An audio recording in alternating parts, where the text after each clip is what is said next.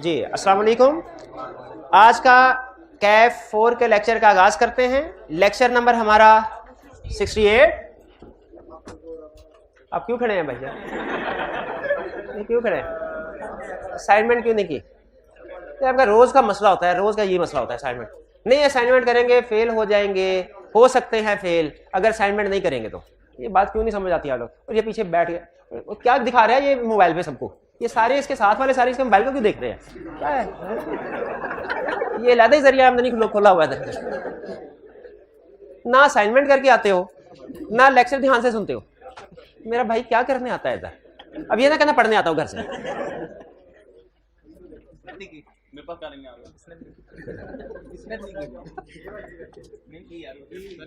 بیٹھ جائے بھائی, میں تو یہ درخواست ہی کر سکتا ہوں آپ سے کہ اسائنمنٹ کر کے آیا کریں.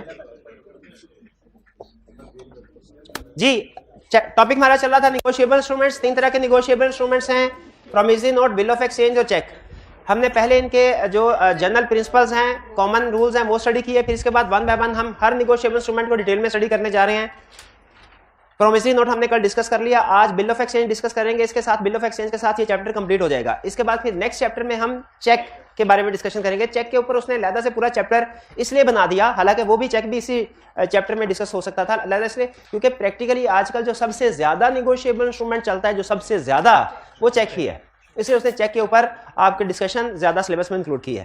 لیکن وہ ہمارا نیکسٹ چیپٹر ہوگا. آج انشاءاللہ ہمارا یہ چیپٹر ختم ہو جائے گا. آج ہم بل آف ایکسچینج کے کنسیپٹس کو پڑھ لیں گے اور بل آف ایکسچینج کے کنسیپٹس کے ساتھ یہ چیپٹر کمپلیٹ. تو آج کی اسائنمنٹ کے ساتھ میں لکھنا بھول گیا, آپ نے ایم سی کیوز کو بھی اٹیمپٹ کرنا ہے. یعنی کل جب آپ آئیں گے تو یہ کویسچنس کو اٹیمپٹ کرنے کے ساتھ ساتھ ایم سی کیوز کو بھی اٹیمپٹ کریں گے, پلس ایم سی کیوز. اس چیپٹر کے ایم سی کیوز کو بھی آپ نے اٹیمپٹ کرنا ہے. بل آف ایکسچینج کی طرف چلنے سے پہلے پرومسری نوٹ کے اسائنمنٹ آپ کو دی تھی, اس کی ڈسکشن کر لیتے ہیں. آپ نے جو ریٹن فارم میں اسائنمنٹ کی ہے اس کو کمپیئر کر لیجیے گا ڈسکشن کے ساتھ. کہیں پہ کوئی ڈفرنس آئے تو آپ نے پوچھ لینا, ٹھیک ہے. اسٹارٹ کرتے ہیں کویسچن 18. اچھا, اسائنمنٹ میں سے 2 کویسچن ایسے تھے جو ہم نے شاید لاسٹ لیکچر میں اس کو ڈسکس کر لیا تھا, تو آپ مجھے بتا دیجیے گا. 18 ہو گیا تھا, 18 ڈسکس, شاباش, 18 ہو گیا. اس کے بعد 19 میں کیا کہہ رہا ہے؟ کہہ رہا ہے state whether following are promissory notes or not. آپ نے بتانا ہے کہ یہ promissory note ہے کہ نہیں, اور ریزن بھی ضرور بتانی ہے. آپ کو پتا ہے جب کبھی ہم یہ بتاتے ہیں کہ کوئی انسٹرومنٹ promissory note ہے یا نہیں ہے ویلڈ, اس کے ساتھ اس کی ریزن ضرور بتاتے ہیں. اور ریزن نارملی کیا ہوتی ہے؟ اسینشیل میں سے کوئی نہ کوئی چیز مسنگ ہوتی ہے. شاباش, اسینشیل میں سے کوئی نہ کوئی چیز مسنگ ہوتی ہے. کہہ رہا ہے a science the instruments in following terms. یہ سینٹینس لکھ کے اے سائن کرتا ہے. پہلا, mister B I O you ₹1000. Mister B میں آپ کا 1000 کا مقروض ہوں. یہ ایک پرومسری نوٹ پہ ہم نے پڑھا تھا پرومس ٹو پے ہونا چاہیے. اس میں اگر آپ نوٹ کریں ایکنالجمنٹ آف ڈیٹ تو ہے, یعنی وہ یہ تو مان رہا ہے کہ میں نے آپ کے پیسے ادا کرنے ہیں, کروں گا کہ نہیں, کرنے کا وعدہ نہیں کر رہا. یہ مان رہا ہے کہ میں مقروض ہوں لیکن پیسے ادا کرنے کا وعدہ نہیں کر رہا, اس لیے یہ ویلڈ پرومسری نوٹ نہیں ہے.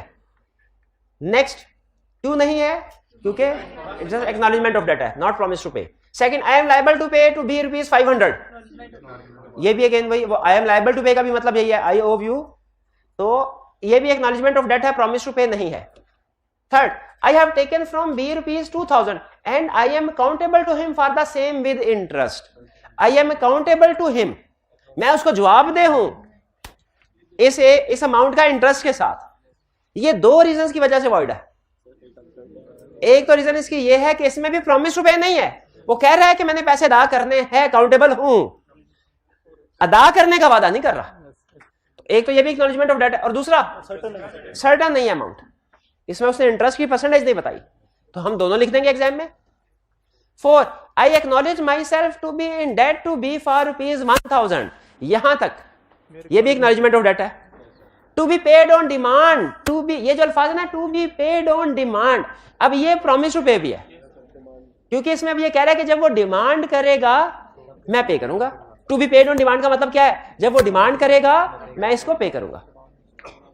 فار ویلیو ریسیوڈ, یہ آپ کو پتا ہے فارمل ورڈز ہوتے ہیں کہ فار ویلیو ریسیوڈ کا مطلب ہے بدلے میں میں نے کنسیڈریشن وصول پائی ہے, کنسیڈریشن وصول کر لیا. تو یہ 4th ویلڈ پرومسری نوٹ ہے. کیوں؟ کیونکہ اس میں پرومس. اچھا, اس کی ریزن لکھیں گے بیکاز آل ایسینشیلز آر میٹ. یہ اس میں پرومس ٹو پے کہاں پہ ہے؟ یہ ٹو بی پیڈ, یہ نوٹ کیجئے, یہ ٹو بی پیڈ جو ہے نا یہ پرومس ٹو پے ہے. 19 में कोई problem? 20 state whether following are promissory notes और नॉट, बताइए कि ये प्रोमिसरी नोट है कि नहीं वैलिड। पहला, Azam signs the instrument in the following terms, I promise to pay Babar or order rupees 500, I promise to pay Babar or order rupees 500, क्या ये वैलिड है? बिल्कुल वैलिड है, प्रॉमिस टू पे है।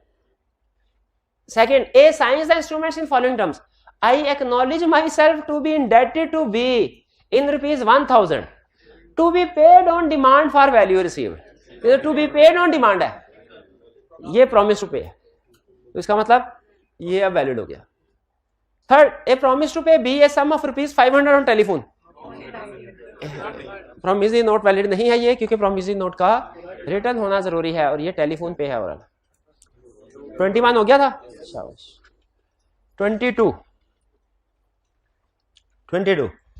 Briefly explain whether the following are promissory notes और not, बताना है ये प्रॉमिसरी नोट है कि नहीं। A Asif writes the instrument but does not sign thereon, I promise to pay Bilal rupees 5000, sign होना चाहिए, हमने पढ़ा था साइन भी एक वैलिड एसेंशियल है, मिसिंग है तो वो वैलिड प्रॉमिसरी नोट नहीं है, तो ये वैलिड प्रॉमिसरी नोट नहीं है, इसमें साइन मिसिंग है। B a promissory note payable to the principal of ABC college of accountancy. अच्छा, अब इसमें सोचने वाली बात ये है कि हमने पढ़ा पार्टी सर्टन होनी चाहिए, क्या ये सर्टन है पार्टी? लॉ कहता है कैपेबल ऑफ बीइंग सर्टन को भी हम सर्टन समझते हैं। लॉ क्या कहता है? कैपेबल ऑफ बीइंग सर्टन को भी हम यहां पे नाम नहीं लिखा हुआ एग्जैक्टली कौन सी पार्टी है, लेकिन क्या आप आइडेंटिफाई कर सकते हैं कि एबीसी कॉलेज का प्रिंसिपल कौन है? बिल्कुल कर सकते हैं। तो जो भी प्रिंसिपल होगा उसको अमाउंट पे करनी है।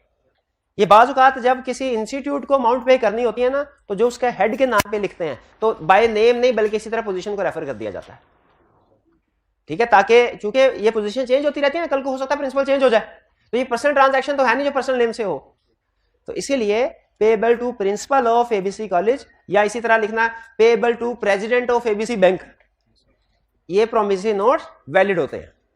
तो C promissory note B promissory note है, ये वैलिड है, हालांकि इसमें किसी पार्टी का सर्टन नेम लिखा नहीं हुआ, लेकिन ये कैपेबल ऑफ बीइंग सर्टन है। आप आसानी से पता चला सकते हैं कि एबीसी कॉलेज ऑफ अकाउंटेंसी का प्रिंसिपल कौन है। क्लियर हुआ ये एबीसी कॉलेज वाला concept. C I promise to pay Kamal rupees 50,000 and to deliver him my black horse, क्या वैलिड प्रॉमिसरी नोट है? क्यों वैलिड नहीं है? पेएबल इन मनी ओनली होना चाहिए, इसमें हॉर्स भी डिलीवर करने की बात की जा रही है, तो चूंकि ये इंस्ट्रूमेंट इन मनी ओनली नहीं है, ये निगोशिएबल इंस्ट्रूमेंट नहीं है, प्रॉमिसरी नोट नहीं है। हाँ, कोई लहदा से कॉन्ट्रैक्ट एक्ट के मुताबिक कॉन्ट्रैक्ट हो सकता है, ये एक कॉन्ट्रैक्ट हो सकता है सिंपल, लेकिन निगोशिएबल इंस्ट्रूमेंट नहीं है, क्योंकि कॉन्ट्रैक्ट तो किसी भी चीज का हो सकता है, वो अमाउंट का भी हो सकता है, गुड्स का भी हो सकता है, लेकिन निगोशिएबल इंस्ट्रूमेंट सिर्फ 23 Sarbat of rupees 500,000 to Jain, amount is payable on 11 August 2016। Sarbat intends to issue a negotiable instrument to Jain in satisfaction of her debt. Sarbat negotiable instrument issue करना चाहती है। वैसे तो सबसे ज्यादा जो इंस्ट्रूमेंट कॉमनली यूज होता है डेट्स वगैरह की पेमेंट के लिए वो चेक ही है, लेकिन यहाँ पे देखते क्या कहता है, कहता है under the provisions of negotiable instrument act 1881 advise Sarbat about the type of negotiable instrument which may be issue to Jain assuming that Sarbat does not want to involve a third party in making the payment। Sarbat third party को involve नहीं करना चाहते। Also prepare a draft of this said instrument, इस instrument का draft भी बनाइए। अच्छा, इसमें पहले तो मैं आपको बता दूं चेक को रूल आउट कैसे क्यों हमने किया। Amount is payable on 11 August 2016। Cheque जब इशू किया जाता है लीगली, वो अगर पोस्ट डेटेड चेक आप इशू कर देना तो वो एक वैलिड चेक नहीं समझा जाता, वो एक वैलिड चेक नहीं समझा जाता, क्योंकि वो अभी पेएबल नहीं है। वैलिड चेक तो वो होता है जो हर लिहाज से कंप्लीट हो और ऑन डिमांड पेएबल हो। जो पोस्ट डेटेड चेक है या जो स्टेल चेक है, ये दोनों ही वैलिड नहीं समझे जाते, क्योंकि इनका टेन्योर जो है उसको सामने रखते हुए पेएबल नहीं होते। तो यहां पे चूंकि फ्यूचर में पेएबल है 11 अगस्त, कहीं 11 अगस्त को जाके पेएबल होगा ये, और क्वेश्चन की स्टेटमेंट से हमें ये लग रहा है कि ये फ्यूचर की कोई डेट है, तो इसीलिए इसमें चेक को इन्वॉल्व नहीं करना चाहिए। ठीक है, चेक को इन्वॉल्व नहीं करना चाहिए। हाँ, और उसमें वैसे भी बैंक इन्वॉल्व हो जाएगा। इसमें क्या कह रहा है कि थर्ड पार्टी को इन्वॉल्व अच्छा नहीं करना, हाँ बिल्कुल, ये तो उसे भी वैलिडेशन होगी, उसमें थर्ड पार्टी बैंक इन्वॉल्व हो जाएगा। اب بتائیے وہ کون سا انسٹرومنٹ ہے جس میں تھرڈ پارٹی انوالو نہیں ہے؟ Promissory note. اس سچویشن میں کون سا انسٹرومنٹ ایشو کیا جائے گا؟ Promissory note. Bill of exchange کیوں نہیں ایشو کیا جائے گا؟ تھرڈ میں 3 پارٹیز ہوتی ہیں. چیک کیوں نہیں ایشو کیا جائے گا؟ چیک بھی چونکہ ایک special type of bill of exchange ہے, اس میں بھی 3 پارٹیز ہیں. کوشچن میں کلیئرلی سارے کوشچن کا جو سب سے اہم چیز ہے نا وہ یہ ہے, assuming server does not want to involve a third party in making the payment. اس چل گیا وہ صرف اور صرف ایک ہی انسٹرومنٹ کو ایشو کرنے کی بات کر رہی ہے, اور وہ کون سا ہے؟ Promissory note. ہم ایک تو یہ بتا دیں گے انسٹرومنٹ کون سا, پھر آگے کہہ رہا ہے also prepare a draft of the said instrument. یہ میں نے آپ کو بتایا ہوگا کہ وہ ہم سے انسٹرومنٹ کو بنوا بھی سکتا ہے, اور آپ نے تیاری بھی کی ہے. چلیے اب ایسا کیجئے, کتاب کو کرے بند اور ایک فریش پیج اوپن کیجئے, کتاب کو بند کر دے. بہت پڑھ لیا, بہت پڑھ لیا, اور آپ کو پتا کیا کرنا ہے. اب کیا کرنا ہے؟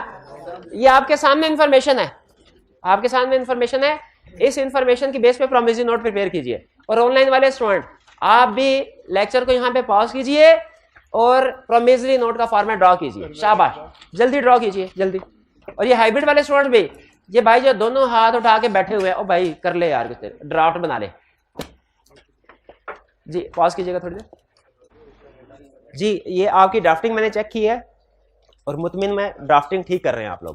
کچھ ایک اسٹوڈنٹس نے انسٹرومنٹ کا فارمیٹ نہیں بنایا, وہ کہہ رہے ہیں سر اسائنمنٹ میں بھی یہی تھا, کر تو لیا ہے. تو بھائی کر لیا تو ایک دم میرے سامنے بھی کر لیتے تاکہ میں آپ کو کچھ گائیڈ کر سکتا, بہتر تھا. لیکن بہرحال اسائنمنٹ والا ہی تھا, وہی ریپیٹ ہوا ہوگا. اگر آپ نے اسائنمنٹ کر لیا تو اس کا مطلب آپ کی اچھی گرپ ہے. ہاں, اس میں ایک اسٹوڈنٹ نے پوچھا کہ سر نیم کے ساتھ میکر لکھنا یا پے لکھنا لازمی ہے؟ اس کا جواب ہے نہیں, لازمی نہیں ہے. وہ جو فارمیٹ میں کسی بھی پارٹی کے نام کے ساتھ لفظ میکر یا پے لکھا ہوا نا, وہ آپ کو ہائی لائٹ کرنے کے لیے, آپ کے لیے, آپ کی انڈرسٹینڈنگ کے لیے لکھا ہوا ہے, کہ آپ کو پتا چلے کہ یہ میکر ہے, یہ جو بندہ لکھ رہا ہے, اور یہ پے ہے جس کو پیسے ادا ہونے ہیں. ٹھیک ہے, وہ صرف آپ کی انڈرسٹینڈنگ کے لیے پارٹیز کے نام کے ساتھ لکھا ہوا ہے, ورنہ وہ ڈرافٹنگ کرتے ہوئے لکھنا لازمی نہیں ہے. اور کوئی کویشچن ہو آپ کا ڈرافٹنگ کے حوالے سے تو پوچھ لیں. چلیے اچھا, اس میں آپ کو پتا ہے کوئی انسٹرومنٹ ہم نے جب بھی پیمنٹ کرنی ہے نا, تو انسٹرومنٹ ٹائم بھی آپ ڈرا کر سکتے ہیں اور ڈیمانڈ بھی, یہ آپ کی مرضی ہے. اس انسٹرومنٹ کی ایگزامپل میں بھی آپ کی مرضی ہے. اگر آپ نے ڈیمانڈ انسٹرومنٹ ڈرا کرنا ہے تو پھر اس دن کی ڈیٹ لکھنی ہوگی جس دن وہ پیبل ہے, اور اگر ٹائم انسٹرومنٹ ڈرا کرنا ہے تو پھر آپ نے بیک ڈیٹ پہ لکھنا ہوگا اور بتا دینا ہوگا کہ کتنے مہینے, 1 یا 2 یا 3 مہینے کے بعد یہ پیبل ہے. یعنی اگر اماؤنٹ 1 دسمبر کو پے کرنی ہے اور ٹائم انسٹرومنٹ ہے تو ڈیفینیٹلی یہ 1 دسمبر سے پہلے بنے گا. 1 نومبر کو بنا لیں اور لکھ دیں کہ آپ 30 ڈیز کے بعد یا 1 منتھ کے بعد پیمنٹ کریں گے. اور اگر ڈیمانڈ انسٹرومنٹ بنانا ہے تو جس دن انسٹرومنٹ جس دن پیمنٹ کی ڈیٹ ہوگی وہ آپ کی آ جائے گی, اور اس میں آپ ٹائم نیچے ٹائم مینشن نہیں کریں گے, صرف اتنا مینشن کریں گے کہ on demand I will pay mister A ₹500,000. چلیے اب چلتے ہیں ہم آج کے کنسیپٹس کی طرف. چلیں جی نئے کنسیپٹ کی طرف. اسٹڈی کیا کرنے جا رہے ہیں ہم آج؟ 2 کنسیپٹس ہم نے پڑھنے ہیں. ایک bill of exchange and it's essential element, جیسے پرومسری نوٹ کے بارے میں پڑھا تھا, پرومسری نوٹ اور اس کے ایسینشیلز پڑھے تھے, یاد ہے؟ آج کیا پڑھنے جا رہے ہیں؟ بل آف ایکسچینج اور اس کے ایسینشیل ایلیمنٹ. تو جس طرح ہم نے پرومسری نوٹ میں سے ڈیفینیشنز, پرومسری نوٹ کی ڈیفینیشن سے ہی بہت سے ایسینشیلز کور کر لیے تھے, یاد ہے آپ کو؟ اسی طریقے سے بل آف ایکسچینج کی ڈیفینیشن پڑھتے ہیں, سمجھتے ہیں اور دیکھتے ہیں, اس میں سے بھی بہت سے ایسینشیلز ہمارے کور ہو جائیں گے. سب سے پہلے اٹ از, یعنی it mean bill of exchange. Bill of exchange کیا ہے؟ یہ ایک ریٹن ڈاکومنٹ ہے. پرومسری نوٹ بھی ریٹن تھا, یہ بھی ریٹن ہے. انکنڈیشنل ہے, پرومسری نوٹ میں یہ بھی انکنڈیشنل. اچھا بتائیے ریٹن یاد ہے نا آپ کو؟ چلے انکنڈیشنل بھی یاد ہے. آرڈر ہے, پرومس ٹو پے نہیں ہے, کیا آرڈر ہے, ریٹن ہے, انکنڈیشنل ہے, آرڈر ہے, سائنڈ ہوگا یہ بھی جیسے پرومسری نوٹ تھا. سائن کون کرے گا؟ Drawer, signed by drawer and dry. اچھا یہ فرق آ گیا. پرومسری نوٹ ایک پارٹی نے سائن کرنا تھا, bill of exchange 2 party sign کریں گی. پرومسری نوٹ میکر نے سائن کرنا تھا, بل آف ایکسچینج کون؟ ڈرور اور ڈرائی, 2 لوگ اس کو سائن کر رہے ہیں. ڈرور اور ڈرور کون ہے؟ جو لکھ رہا ہے, جو آرڈر دے رہا ہے. ڈرائی کون ہے؟ جس کو آرڈر دیا جا رہا ہے. پیسے کس کو ملیں گے؟ ڈرور کو کہ ڈرائی کو؟ کسی کو بھی نہیں ان میں سے, پے کو. Drawer and dry to pay, کس لیے؟ کہ وہ پے کرے کیا؟ Certain sum of money, certain sum of money, certain ہو. और सम ऑफ मनी ओनली हो, मनी के अलावा और कोई चीज ना हो, सर्टन भी और सम ऑफ मनी ओनली, ये भी हमने प्रोमिसरी नोट पे पढ़ा हुआ है। टू सर्टन पार्टी, किसी सर्टन पार्टी, स्पेसिफाइड पार्टी। बोलिए अच्छा, अब इसका बिल ऑफ एक्सचेंज, जिस तरह प्रोमिसरी नोट हमसे ड्रा करवा सकता है, क्या बिल ऑफ एक्सचेंज भी हमसे ड्रा करवा सकता है? बिल्कुल करवा सकता है। बिल ऑफ एक्सचेंज ड्रा करवाएगा तो उसका फॉर्मेट क्या होगा? ये क्या है? डेट। अब देखें 3 months आफ्टर, ये पहले पढ़ा हुआ, फिर से पढ़ा रहा हूं, पहले पढ़ा हुआ हमने, हालांकि फिर से पढ़ा। 3 months आफ्टर साइट, जब दिखाया जाएगा, जब प्रेजेंट किया जाएगा, उसके 3 महीने बाद, उसके 3, यानी जब ये मेरे सामने, जब ये इंस्ट्रूमेंट लाया जाएगा उसके 3 महीने बाद। कौन सा इंस्ट्रूमेंट है? डिमांड के time instrument, time instrument. 3 months after site पे दिखने के, नजर आने के, ये इंस्ट्रूमेंट नजर आने के 3 महीने बाद मिस्टर XYZ पे को पे करो, पे करो, पे करो, हुक्म दिया जा रहा है, ऑर्डर, पे करो। किसको पे करो? मिस्टर XYZ को। क्या पे करो? 50,000 रुपए for value received, formal words. Revenue stamp लगती है, प्रोमिसरी नोट पे भी लगती है और बिल ऑफ एक्सचेंज पे भी, चेक पे नहीं लगती। नीचे साइन किसके है? ड्रॉर के। ड्रॉर है MNO, ड्रॉर। ये लेटर, और ड्रॉई कौन है? बैंक कहां से आ गया? बैंक कहां से आ गया? जिसको ऑर्डर दिया गया है। ड्रॉर कौन? ऑर्डर देने वाला। ड्राई कौन? जिसको ऑर्डर दिया गया है।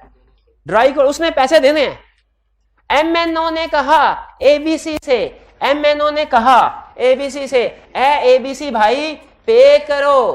MNO ने कहा, किससे कहा? ABC से। क्या कहा? भाई पे करो। जब आज तुम्हारे सामने ये इंस्ट्रूमेंट आए उसके 3 महीने बाद पे करो। क्या पे करो? 50,000। किसको करो? XYZ को। ये MNO, इसने साइन किए। साइन करने के बाद ये बिल ऑफ एक्सचेंज, असल में ना XYZ ने पैसे लेने थे MNO से। XYZ गया MNO के पास, ये प्रैक्टिस में ऐसे होता है। MNO अपनी सीट पे बैठा है, XYZ आया, XYZ ने कहा पैसे, MNO ने कहा अच्छा ठीक है देता हूं पैसे। अब एक तो इसके पास ऑप्शन ये है कि उसे कहा यार मैं 3 महीने का टाइम दे दे। 3 महीने का, MNO ने कहा XYZ से, क्या कहा? 3 महीने का टाइम दे दे, मैं तेरे पैसे देता हूं।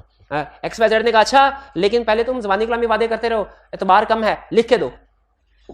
अगर अब MNO के ज़हन में 2 बातें आ सकती हैं। पहली बात कि मैं लिख के दे देता हूं, मैं वादा कर लेता हूं और मैं 3 महीने बाद इसको पेमेंट कर दूंगा। दूसरी बात, मैंने इसको पैसे देने हैं लेकिन मेरे पैसे आगे फंसे हुए हैं एक दूसरी पार्टी के पास, ABC के पास, तो मैं क्यों ना ऐसा करूं कि इसको ये कहूं कि तुम ABC से जाके पैसे ले लो। मैंने जो ABC से पैसे लेने हैं और फिर XYZ को देने हैं, तो मैं डायरेक्ट XYZ को कह देता हूं कि ABC से जाके पैसे ले ले। भाई ये भी तो होता है ना। अगर तो तीसरी पार्टी को इन्वॉल्व नहीं करना चाहते ये लोग, तो फिर MNO क्या करेगा? प्रोमिसरी नोट इशू करेगा। और अगर फर्ज कीजिए ये प्रपोजल MNO ने XYZ के सामने रखा, XYZ ने कहा ठीक है लेकिन तुम मुझे लिख के दे दो ताकि बाद में कोई कंफ्यूजन ना हो, तो अब कौन सा इंस्ट्रूमेंट बेहतर है? Bill of exchange. इस सिचुएशन में खड़े हैं ये सारे लोग, और अब इसमें MNO ये लेटर लिख रहा है। अब वो लेटर किसके नाम पे लिख रहा है? लेटर किसको मिलेगा? किसको एड्रेस किया जा रहा है? ABC को। और ये MNO ABC को कह रहा है कि जैसे ये जिस दिन ये लेटर दिखे उसके 3 महीने के बाद मिस्टर XYZ को तुमने 50,000 रुपए अदा करने हैं। अब प्रैक्टिकली क्या होता है? MNO स्टैंप लगा के साइन करके ये बिल ऑफ एक्सचेंज दे देता है XYZ को, लेकिन XYZ को कहता है भाई ठहर जाओ, घर जाने से पहले इसको साइन करवा लाओ ABC से, क्योंकि जब तक इस ऑर्डर को ABC एक्सेप्ट नहीं करेगा, यस नहीं करेगा, इस ऑर्डर की कोई हैसियत नहीं है। इसीलिए इसकी एक्सेप्टेंस जरूरी होती है। और ये जब बिल ऑफ एक्सचेंज ABC के पास पहुंचता है, ABC यहां पे अपने साइन करता है। ABC जो ड्रॉई है, ड्रॉई यहां पे अपने साइन करता है। साइन करने का मतलब यह है हाँ मुझे मंजूर है, मैंने साइन कर लिए, एक्सेप्ट कर लिया, अब जाओ तुम जब भी आओगे ये निगोश, उसके 3 महीने बाद तेरे को पेमेंट कर दूंगा। یہ بات سمجھ آئی؟ ڈرار سمجھ آیا کون ہے, ڈرائی سمجھ آیا کون ہے, پے سمجھ آیا کون ہے, اور خاص طور پہ ایکسیپٹنس والا پوائنٹ سمجھ آیا آپ کو کہ بل آف ایکسچینج میں کیونکہ جب تک ڈرائی ایکسیپٹ نہیں کرے گا کہ ہاں میں دیندار ہوں ایم این او کا, تو اس کا کوئی فائدہ نہیں ہے اس انسٹرومنٹ کا. تو ایکسیپٹنس کا مطلب سمجھ آیا کیا ہوتا ہے؟ ایکسیپٹنس کا مطلب ہے ماننا کہ ہاں میں واقعی دیندار ہوں ایم این او کا, اور اب اس کے کہے کے مطابق میں ایکس وائی زیڈ کو یہ پیسے ادا کر دوں گا. لا یہاں پہ ایک بڑی عجیب بات کرتا ہے. بڑی عجیب بات کیا کرتا ہے؟ لا یہ کہتا ہے بل آف ایکسچینج پہ, اچھا بتائیے primary party liable to pay کون ہے اس بل آف ایکسچینج میں؟ پرائمری پارٹی جس نے پیمنٹ کرنی ہے پے کو, پرائمری پارٹی جس نے اس انسٹرومنٹ کو کمپلیٹ ہونے کے بعد وہ ہے ڈرائی اے بی سی. لیکن لا کیا کہتا ہے سنیں, لا کہتا ہے یہ بل آف ایکسچینج ایکسیپٹنس سے پہلے کے ٹائم پہ, ایکسیپٹنس سے پہلے کے ٹائم پہ اس بل آف ایکسچینج میں جو پرائمری پارٹی ہے جس نے پیمنٹ کرنی ہے وہ ایم این او ہے. ایم این او ہے. اگر ڈرائی ایکسیپٹ نہیں, بل آف ایکسچینج کا ایکسیپٹنس ہونا ضروری ہے.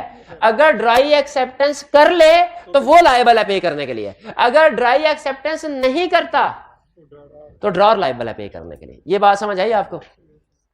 ٹھیک ہے. اب دیکھیں فارمیٹ میں کوئی ایک لفظ بھی ایسا جو آپ کو سمجھ میں نہیں آیا تو پوچھ لیجئے.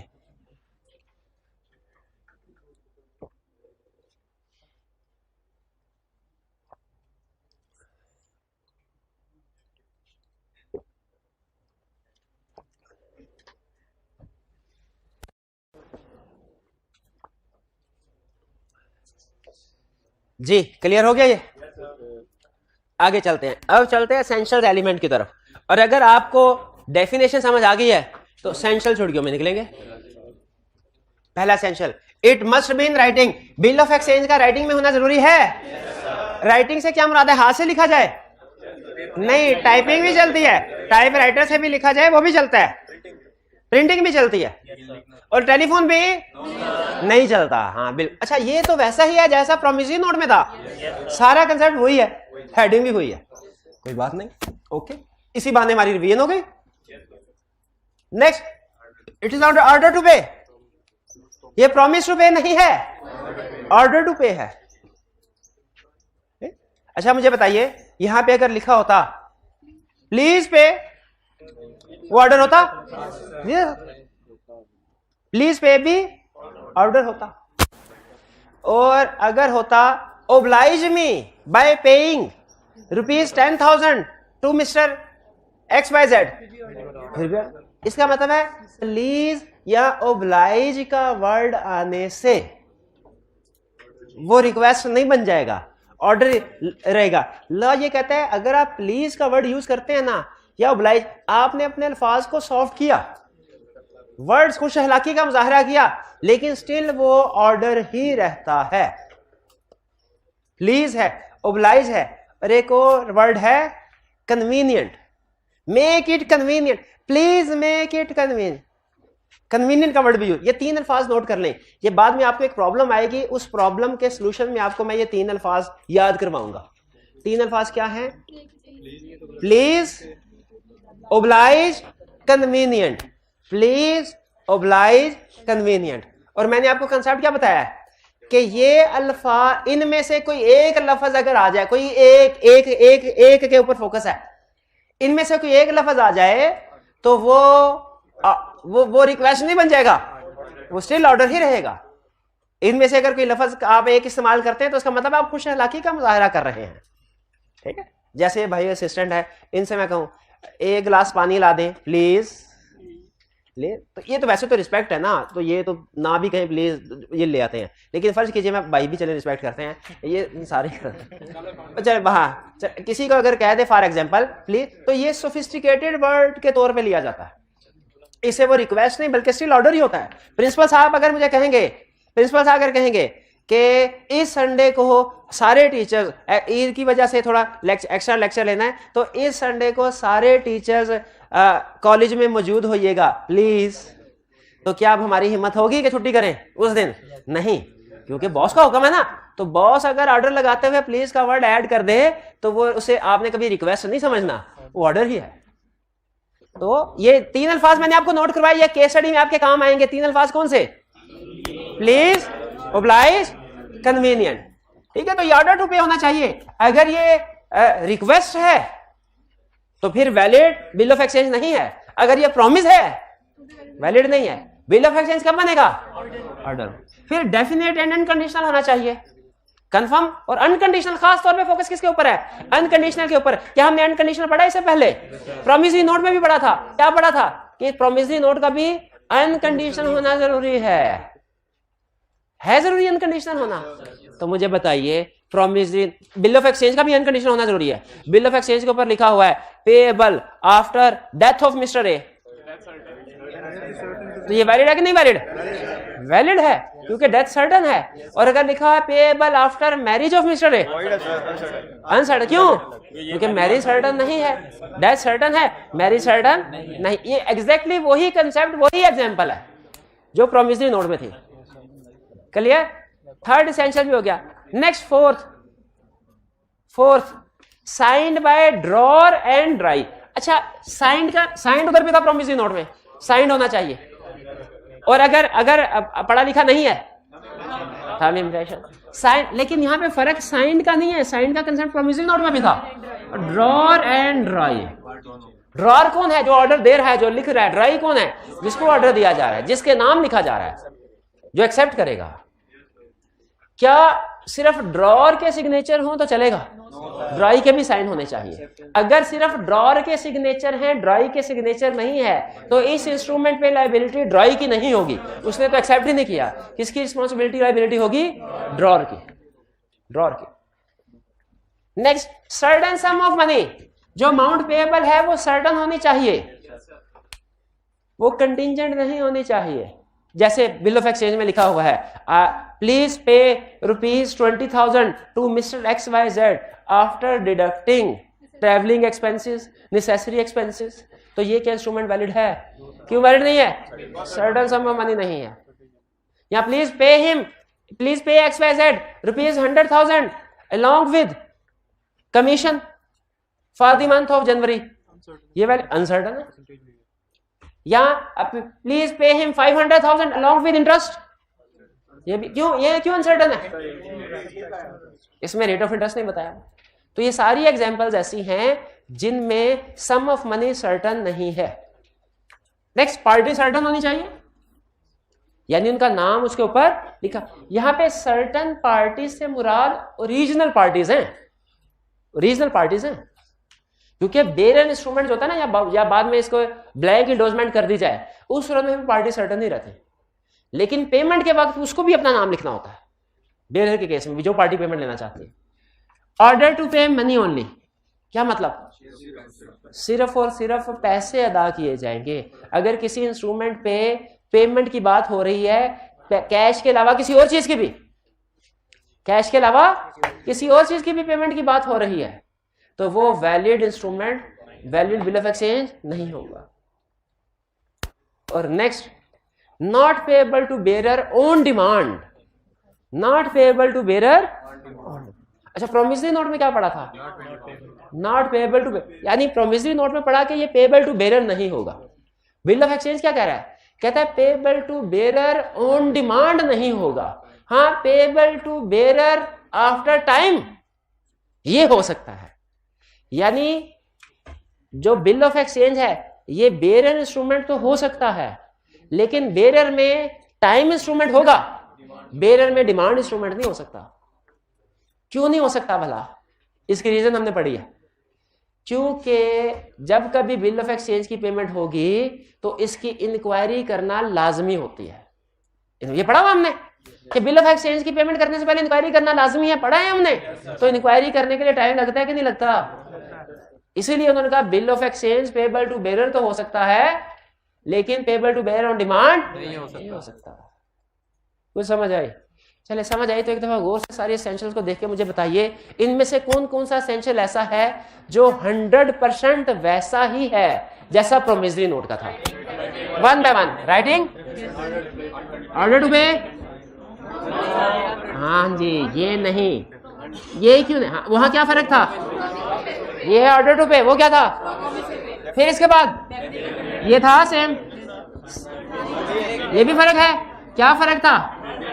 وہ تھا سائنڈ بائی میکر اونلی, یہاں پہ signed by drawer and dry, دو بندے. Certain sum money, certain parties order to pay money only, یہ منی اونلی, صرف آرڈر کے اوپر فوکس نہ کریں, منی اونلی, یہ بھی ٹھیک ہے. Not payable to beer on demand, یہ فرق ہے. وہاں پہ تھا ناٹ پیبل ٹو بیئر, یہاں پہ ناٹ پیبل ٹو بیئر آن. یہ ڈفرنس میں نے, آپ یہ سمجھ رہے ہوں گے شاید میں نے یہی کنسپٹ آپ کو دوبارہ ریپیٹ کرایا, یہ اصل میں ایک دوسرا کنسپٹ پڑھایا ہے میں نے آپ کو. کون سا؟ Difference between promissory note and bill of exchange. Clear?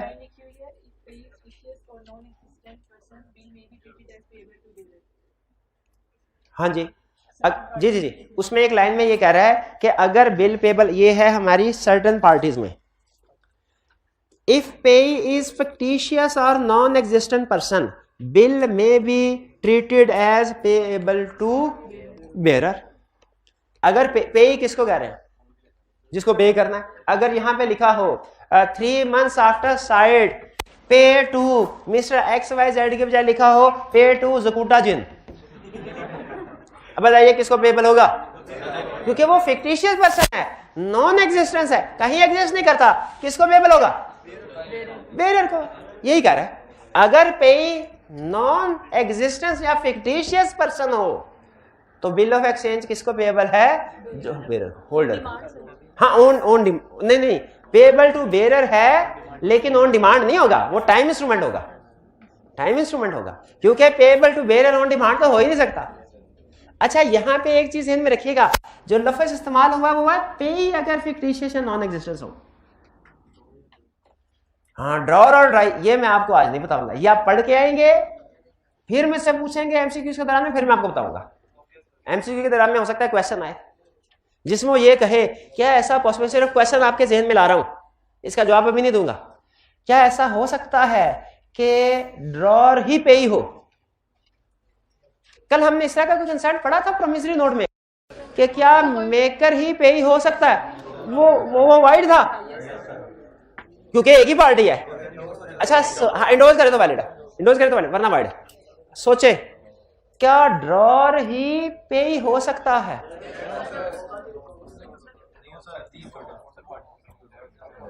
ویسے تو میں بھی کہتا ہوں کہ اگر ڈرار ہی پے ہی ہونا ہے تو پرومیسری نوٹ اسے لکھوا دے, 2 پارٹیز ہوگی نا, پھر ویلڈ ہو سکتا ہے کہ نہیں؟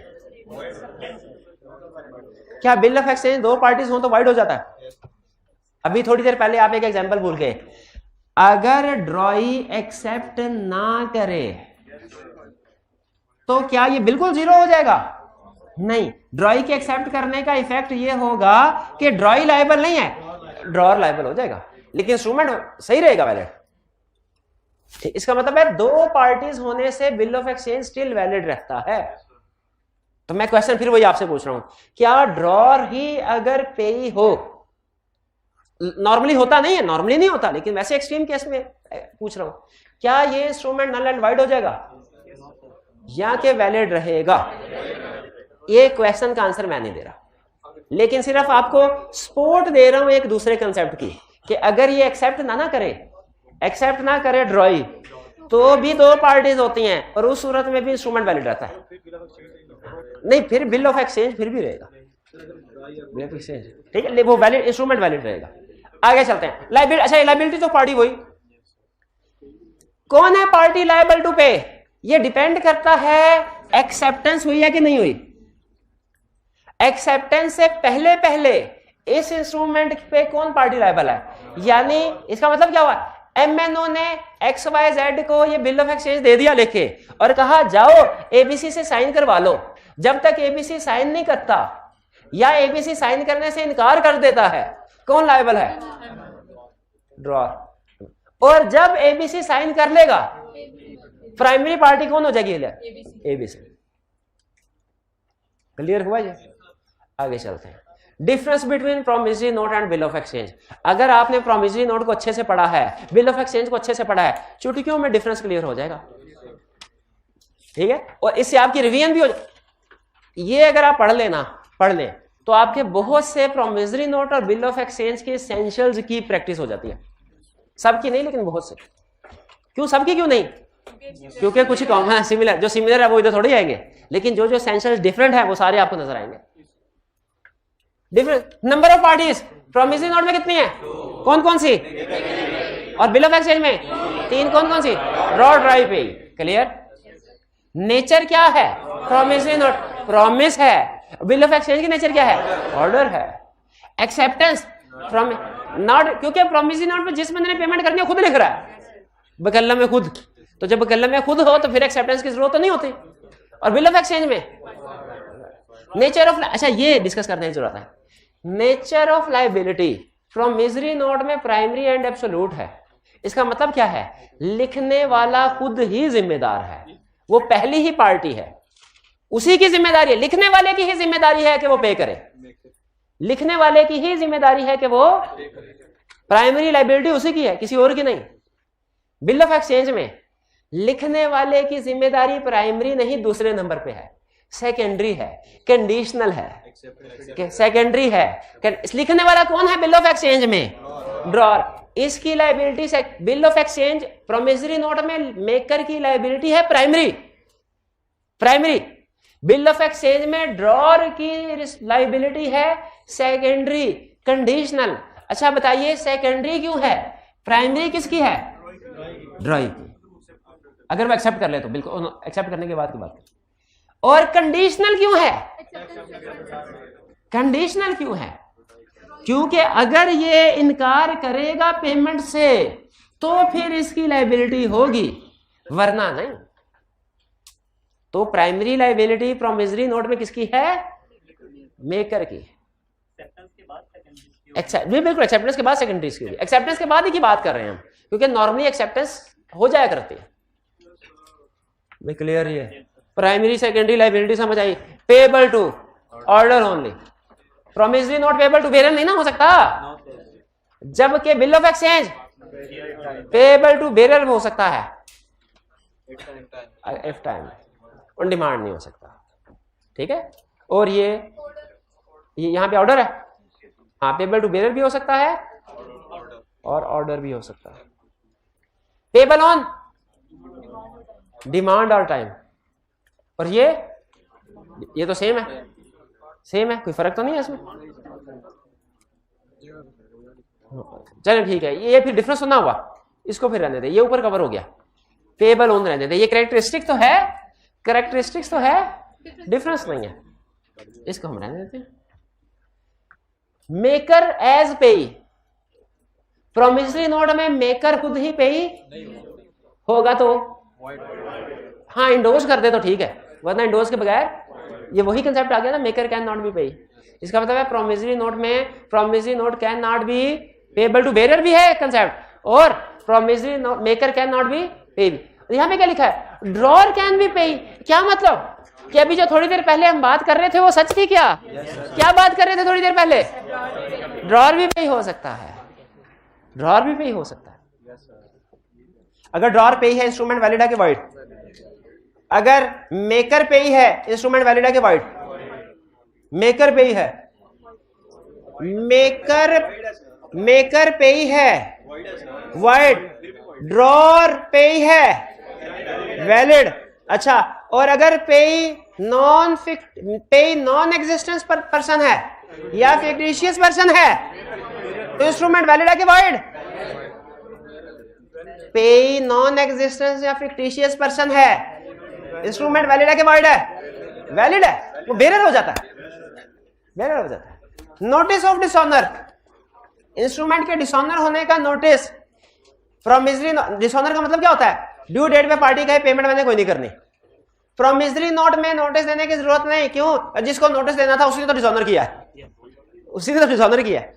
हाँ, बिल ऑफ एक्सचेंज में देखें, अगर ड्यू डेट पे XYZ ABC के पास जाए, ABC कहे पैसे मेरे पास कोई नहीं, भाग जाओ, क्या XYZ MNO को बताएगा कि भाई तुमने मुझे जिस बंदे के पास भेजा था उसने पैसे देने से इनकार कर दिया, अब निकाल पैसे? बिल। तो इसका मतलब है बिल ऑफ एक्सचेंज में अगर ये डिसऑनर हो जाए तो नोटिस ऑफ डिसऑनर ड्रॉर को देना जरूरी है, लेकिन प्रॉमिसरी नोट की अगर पेमेंट ना हो तो नोटिस ऑफ डिसऑनर मेकर को देना जरूरी, क्योंकि मेकर ने ही तो डिसऑनर किया है।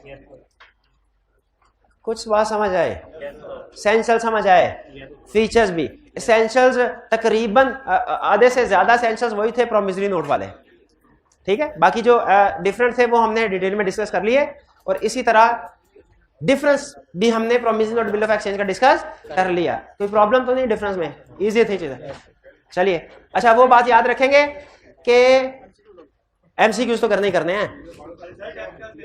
Promissory note can not be payable to bearer, ये याद रखेंगे। Promissory note payable to maker, ये भी याद रखेंगे। वाइड होता है लेकिन डोज कर लें तो वैलिड है।